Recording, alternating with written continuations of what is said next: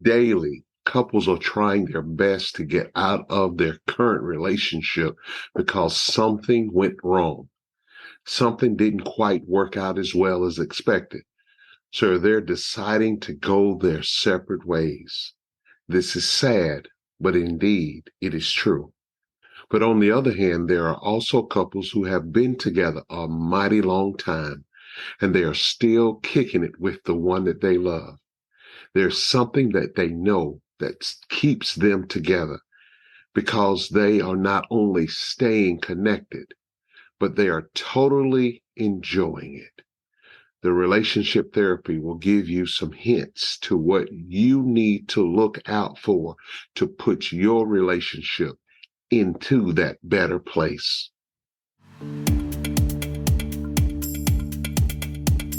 You've tuned into the Relationship Therapy Podcast with Tony Miller Sr., a podcast designed for couples who are married, couples who are dating, and have marriage in their future. We will guide you to the principles that will make your relationship better. Stick around. You might just learn something that will help your relationship last longer, grow stronger, and become healthier.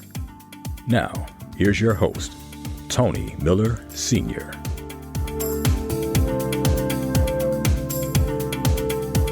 Hello, everybody. This is your host, Tony Miller Sr., and welcome to another episode of the Relationship Therapy Podcast. I know season 2 is getting ready to come to an end, and as we get ready to wind down season 2, I thought that I would bring you an encouraging episode. For the past 2 episodes, I've been giving you 8 signs that your relationship is ending. I know that's negative, so I cannot finish this season on all that negativity. So I decided to bring you a more uplifting message this week. But before we go to this week's episode, let me take this time to thank every single one of my listeners. All of you who listen every week, listen from time to time. I want to say thank you. It is important to me that you're listening to what we have to say. We have reached so many milestones together, and I have been able to share some interesting info with you, especially some of the topics that I've shared with you in this season.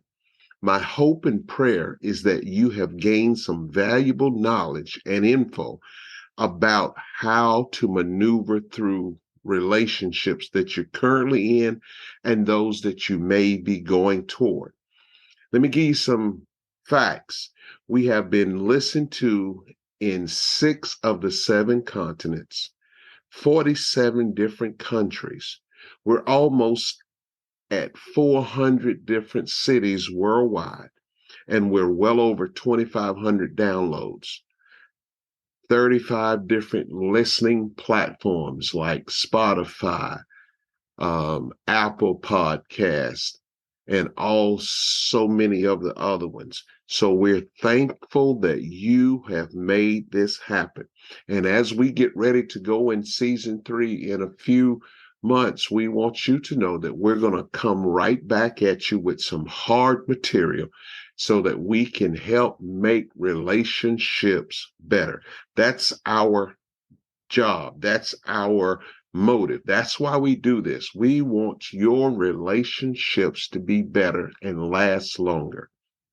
That's the bottom line. And all of this is from my heart. Thank you. So let's get to this week's episode where we're talking about 5 ways to know that your relationship is solid. As we get ready to look at the 5 ways to know your relationship is solid, let's start right here with number 1. The couple prioritizes their time together.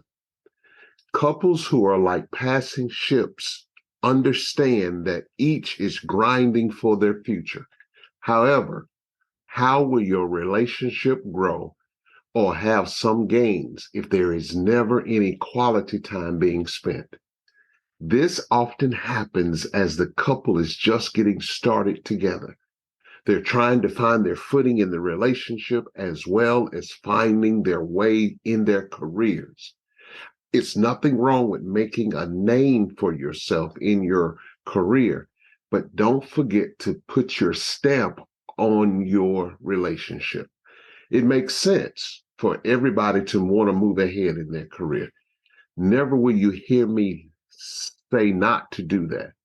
But what about your relationship? Hard work is expected as we reach our careers, but we should not do that at the cost of our relationship. Too many couples have had to separate because they really didn't know how to divide the time between careers and their relationships. Either they're all in their relationships and their career goes down the drain, or they're all in their career and their relationship goes down the drain. Here's the beauty of relationships: when each individual involved makes time to spend it with their significant other. Couples that cater to this kind of relationship tends to last longer than those that don't prioritize their mate. What is it about prioritizing your mate that adds value to the relationship? My answer would be that it lets your mate know that you have made time for them, even though they know that you're chasing your dreams. No one wants to be in a marriage that is just sitting there. That means just collecting space. No one wants that. You could have done that on your own. But when you are devoted to your mate, you will carve out time each week, each month, each day, whatever it is, whatever is needed to build the relationship up. A built-up relationship makes it solid. That's exactly what we all want. We want a built-up and solid relationship. Setting date nights or having some getaway time would go a long way towards showing your mate that they matter and the relationship matters. Don't just chase your dream and have no one left to spend it with.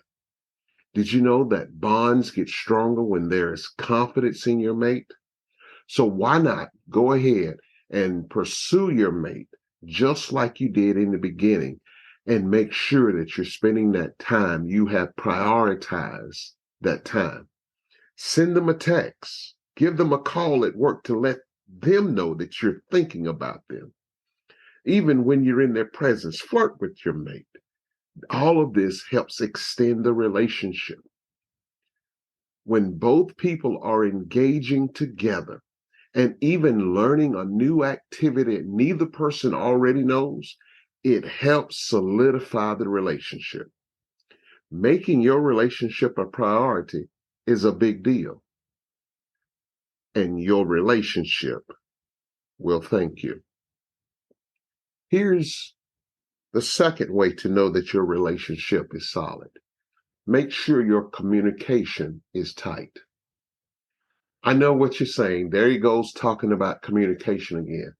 And that should tell you how serious it is to have this particular tool in your relationship belt. This tool that you use is an efficient way to make the relationship better. The way that you speak to each other showcases your respect or lack of respect. Your tone during the conversation is crucial on the response that you get in return. I'm not saying your talk should be whispers, but what I am saying is this: make sure that you honor your mate with a tone that will help elevate the conversation and won't escalate to an even bigger shouting match. A healthy connection with someone doesn't come from withholding or remembering a string of little lies. It actually comes from being transparent with them. Last time I checked, our mates are not mind readers. We should let them know what's on our mind.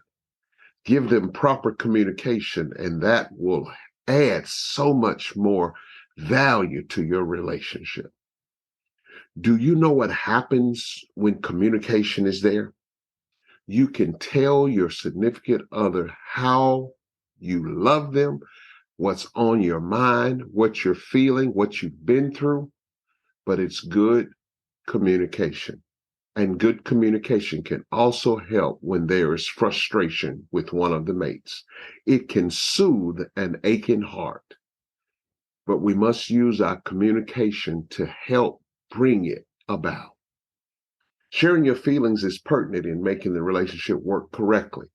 Anytime you use communication in a positive light, communication will benefit the relationship. Oftentimes, when we have introverts, they are not able to reveal their feelings to their mate in a way that is totally understood. But when you have strong communication, even introverts are able to bring across their message in a way that makes the point of how they feel.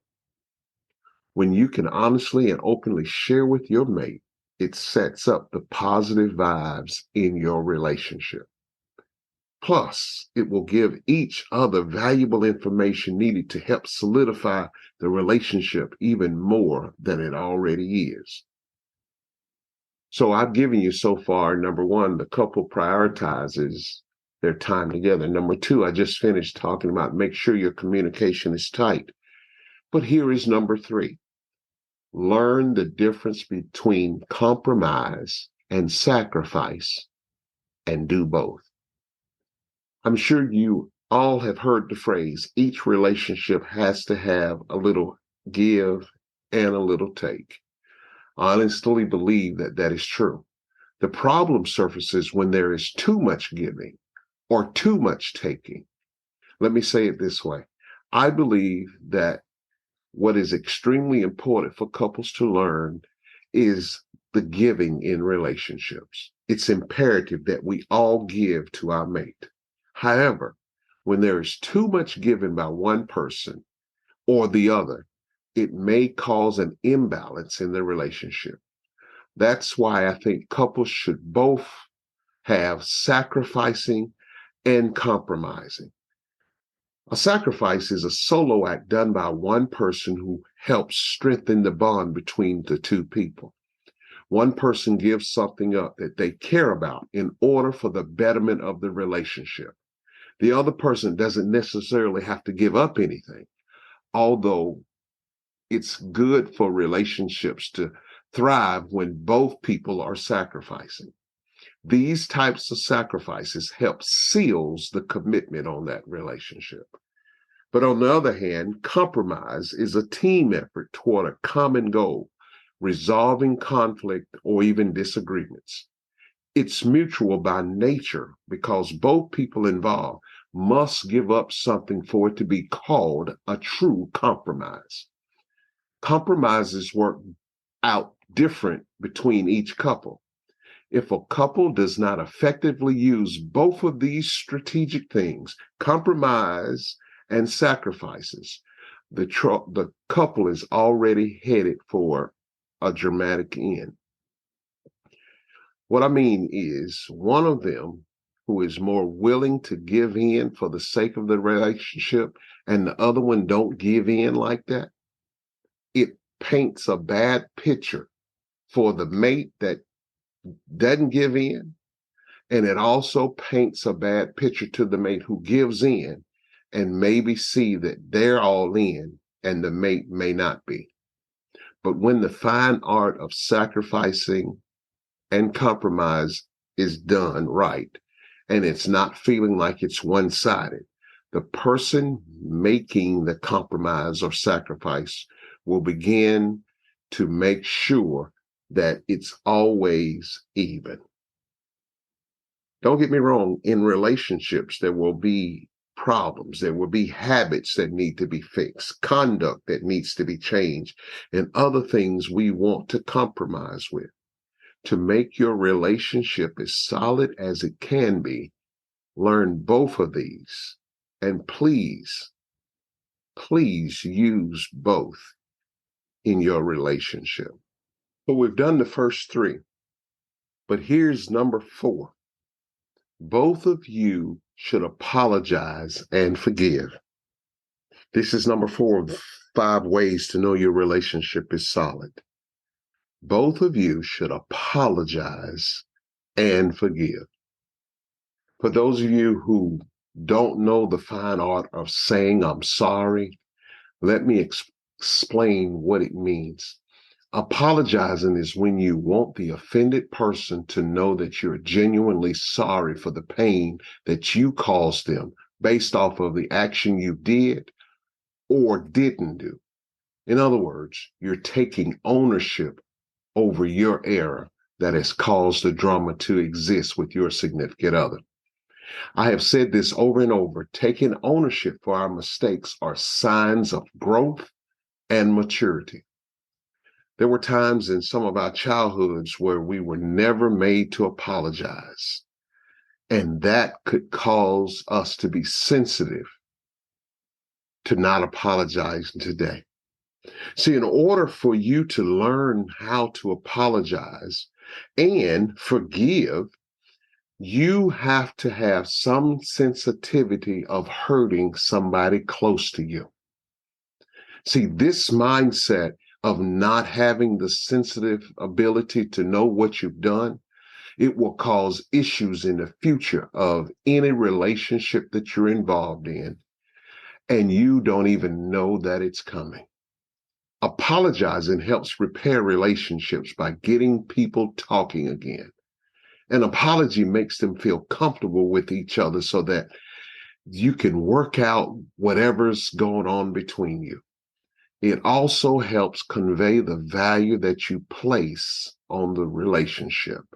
When your mate sees that you're going above and beyond, it really places value right there in the middle of the relationship. The other half of the equation is forgiveness. If someone is going to humble themselves and apologize, the least we should do is forgive them. Now, I know you're saying, well, what if they're not sincere in their apology? Well, since you've been with your mate a good while, you should know when they're serious about something as important as apology. But the truth of the matter is, we should forgive them. Studies have shown that couples who practice forgiveness are more likely to enjoy longer, more satisfying romantic relationships. Research has also shown that when people are found who practice unconditional forgiveness, they are more likely to enjoy longer lives. So it's twofold here. That's the writing on the wall. If you want to experience a long, loving relationship, learn to forgive. And if you want to experience a long-lasting life without all the stress that the tension between you and your mate has because there hasn't been forgiveness or it hasn't been an apology, you can live longer as well. And if I was you, I would take advantage of that information. And here is the fifth and final way to know that your relationship is solid. You both actually like each other. I know that sounds crazy to some people, but when you like each other as a couple, there's something that binds you together. But there's also something besides marriage that's keeping you grinding in your relationship. Your vows that you said are good, but I found out people still divorce. There was love for the couple at first sight, but still we see that they're separating. So what is it that has so many couples maintaining long, loving relationships? Here is my answer. The two people involved in the relationship are not only in love, but they genuinely like each other. Let me say that again. They're not only in love, but they genuinely like each other. It is a great thing to see when couples have been together for a long time and you can tell they like each other. Love is there, but sometimes in relationships, you can see people who love each other, but you can also tell that they don't like each other. And when they interact in a way that is negative, you know that they don't like each other. Couples who like each other have developed a chemistry from the beginning, and it keeps the relationship solid. Chemistry is an emotional connection between two people that helps them maintain their relationship. This chemistry is important to the ongoing connection in that relationship. By liking each other and following the chemistry from the beginning, they are also very concerned about their mate's needs. Knowing that someone is taking your needs into consideration brings about a powerful excitement and a real vital connection that never seems to fade away. I have seen couples in their 70s and 80s who have managed to still like each other, and it shows in their behavior with one another. Having this kind of chemistry helps make the relationship stronger than most. Let me say this to couples who are listening to this episode. Learn to like your mate. Don't get me wrong, there will be some things that you totally dislike or don't care for in your mate. Some of the things that they do, some of the habits that they do.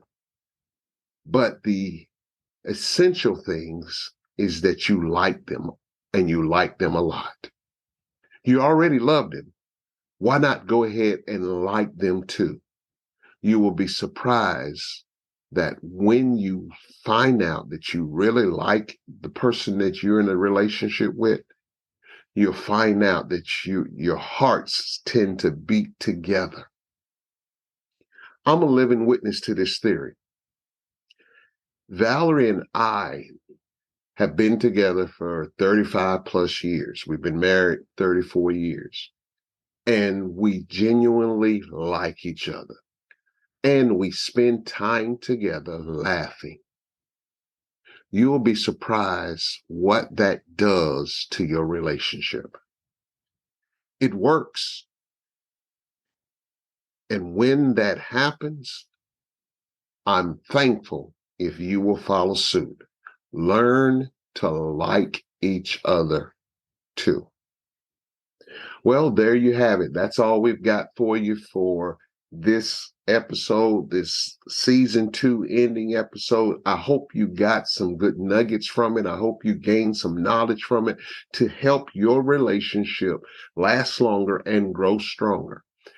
And listen, as we close out season 2, don't forget about us. We're going to be coming back in a few months with season 3 and some new material and some more information that's going to help your relationship be better. I just want to say this again. Thank you for listening, taking time out of your busy schedule to listen to the Relationship Therapy Podcast.